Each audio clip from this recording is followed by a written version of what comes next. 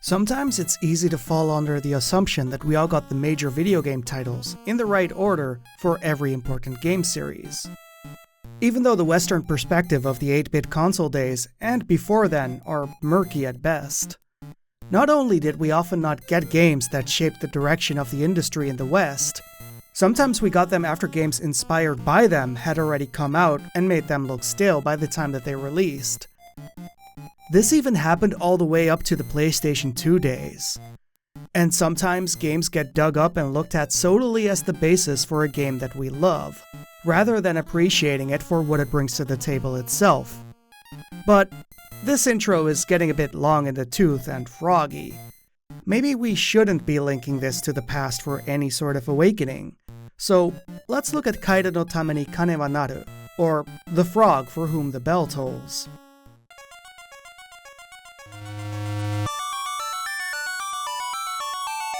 Yeah, okay, that's enough of that.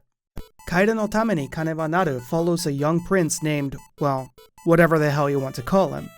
As the game starts, he's losing yet another in a long run of sword fighting duels with his rival, Prince Richard. News gets to them that Princess Tiramisu of the kingdom of Millefeuille has been kidnapped by the evil Crokian army. Richard wastes no time in setting off to save her, leaving you behind because frankly, you'd be a dead weight with your combat skills. So ignoring Richard being a little jerk, our prince also sets out to save Princess Tiramisu. And in the 2 minutes it takes for our hero to get there, Prince Richard has gone missing as well. Luckily, it doesn't take long before you find out that being bad at combat isn't the only weakness of our protagonist. He's also gullible, arrogant, and he likes to solve issues by throwing large sums of money around. He's the perfect hero for this adventure. There's 2 things that sets Kaeru apart from most Game Boy games. Or most games in general, really. So let's start with the first one, combat. Combat in Kaeru no Tame ni is as straightforward as it could get. You run into an enemy and combat happens. You win or lose, depends on your stats really. It's nice that the prince's lack of aptitude in combat is translated by giving the player no control over his attacks. That's right, we're dealing with something even more direct and simple than bump combat. Auto combat. You touch an enemy and the combat encounter plays itself out, with both sides taking turns attacking and being attacked. There are some things that influence the result of combat, the most obvious being the prince's stats. There's no EXP or leveling system here, so there's no grinding regular mobs to power up before being able to move on. Stats are found in chests scattered through the island, with certain items boosting certain stats directly, so you can increase how many hearts of damage each hit does, how many times per turn you can attack, or how much defense you've got to block incoming damage. The other way to influence combat is by using items. Pressing B, you can pause combat to choose one of 2 options between turns. The first option lets you run away, which is your typical RNG running away system that you usually find in JRPGs. The other is to use items, letting you heal or use special items to play to a weakness of an enemy. It's a solid system that plays to the core feature of the game, exploration. Combat, for the most part, is a form of attrition playing into basic resource management. After fighting an enemy once or twice, you know how much health you should expect to lose from an encounter. So you figure out how to get through areas alive without losing too much health. It's not like resources are that scarce either, there's plenty of healing opportunities in the game. You even get a refillable health container in the form of a bottle of wine that can keep you going. But enemies do enough damage to the prince that you need to stay aware of how much combat you're engaging with when you're pressing on with exploration, because you don't want to get knocked out by taking on a fight you shouldn't have. And it's exploration where Kaeru is especially strong, offering an impressive amount of areas and changes of scenery for a Game Boy title. Pretty much every area has a gimmick, a new item or mechanic that it introduces to make exploring more fun. The structure is very much like a Zelda game. Though surprisingly, Kaeru no Tame hit the Game Boy well before that platform Zelda game did. Which is especially interesting to note because we all know what a typical Zelda game should be like now. But that exact way of doing things only really started with A Link to the Past, meaning there was only one typical Zelda game in the now familiar format available in Japan for most comparisons when this came out. Usually when this game is talked about these days, it's to talk about its relation to Link's Awakening and how both are likely using the same game engine. Which, according to the people who did the legwork to check these sorts of technical things out, isn't actually true. The reason for the belief of the shared engine is pretty understandable, but solely praising Kaeru for its supposed connection to a game we're more familiar with is doing a big disservice to this game. So, let's flip the perspective around for a bit. Oh, right, I didn't talk about why that belief exists yet, huh? This is the other thing that sets this game apart from most titles. Kaeru no Tame ni Kane wa Naru has top-down and side-scroller views exactly the way that Link's Awakening uses them. Though they're still used differently from Link's Awakening's use of those side-viewed areas. Kaeru generally uses its top-down view for the overworld and villages, shifting to the side-scroller perspective for its dungeons, giving it more of a Zelda 2 structure than a Link's Awakening one. The dungeons tend to focus on the typical obstacles of side-scrolling games: spikes, enemies you have to dodge, falling puzzles, Sokoban, and water. Alright, that's also a thing. Whenever the prince gets wet, he turns into a slimy creature that spawns self-destructive he turns into a frog. The prince himself cannot swim, so turning into a frog lets you explore underwater. It also lets you jump higher, so you can get past certain obstacles you otherwise couldn't. But unfortunately, frogs aren't good at combat, even worse than the prince. So you have to manage dodging enemies the prince could otherwise take down in its normal form. Later on, you also get the ability to turn into a snake by eating eggs. Snakes can crawl through tight spaces, talking to other snakes for advice in dungeons, and turn weaker enemies into blocks.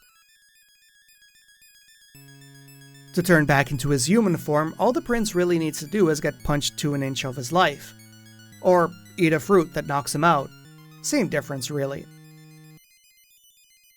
It's a set of abilities fit for a Rumiko Takahashi protagonist, and it opens the door for a lot of fun dungeon puzzles, as you have to bite an enemy to turn them into a block and push said block to the right position to make certain jumps, or figure out the safe path between bodies of water and places that you need an extra high jump.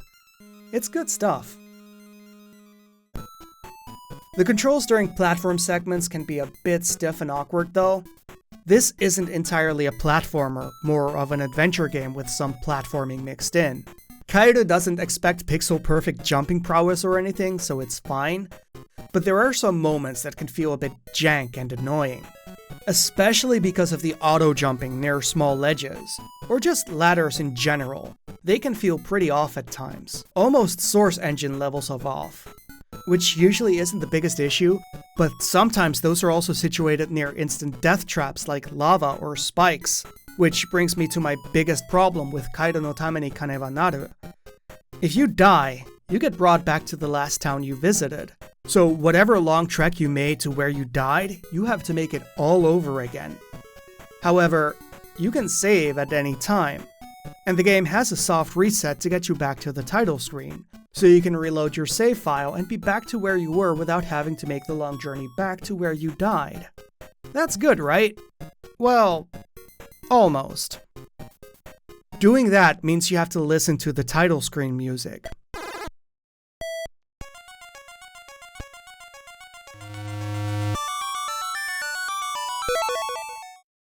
And I would much rather just walk the entire long way back instead of listening to that.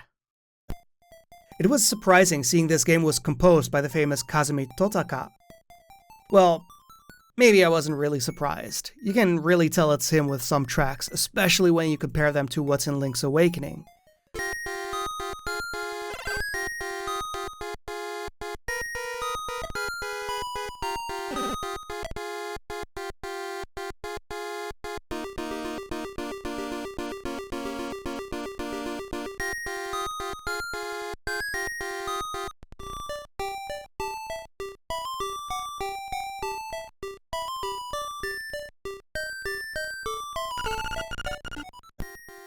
But you know how some Game Boy games can sound pretty alright? And some Game Boy games made your mom confiscate your Game Boy because the noise was giving her a headache? Yeah, some of the tracks here are very hard in the headache camp. I don't want to keep referencing Zelda, so let's just quickly open the item menu screen. Oh, alright, yeah, this is functionally identical, isn't it? Kaeru no Tame ni Kane wa Naru is a very interesting title, much like a lot of the early Game Boy library. Nintendo was still learning and experimenting around with the hardware, and what they brought to the table here is definitely impressive for its time. For the most part, it holds up very well. The balance of platforming, adventuring, and puzzling is a tightrope that is walked well by the content. And the story and characters are presented in a much more charming and colorful way than even most of the better Zelda games get away with. If you're into Game Boy games, or maybe if you're like me and don't feel like most of them have aged well enough to still play outside of a few classics, give this one a shot. It's one of those few classics, and its quality rings clear. Speaking of ringing clear, I asked people on Patreon an important question. Giving the option and assuming calculations aren't horrible, are you okay with automated combat? Well, that one's loud and clear, alright. People are okay with auto-resolving their conflicts. I guess I'm too, for the most part. I play a lot of idling games, so I have to be, but at the same time in stuff like 4X games, I can't stand it. Even when the combat isn't fun at all, I'd still rather keep control. I think that's why I never finished a game of Endless Legend to this day, because the combat in that is just not fun at all. Anyway, this was AboveUp. I hope you enjoyed this video. If you did and you want to see more offbeat games like these, give it a thumbs up or something. I don't know, it's up to you. As always, this video was brought to you by people supporting the channel on Patreon as well as channel members on YouTube. If you'd like to become one of the names that you see scrolling on the screen or vote in future polls, head over to patreon.com/AboveUp and I will see ya.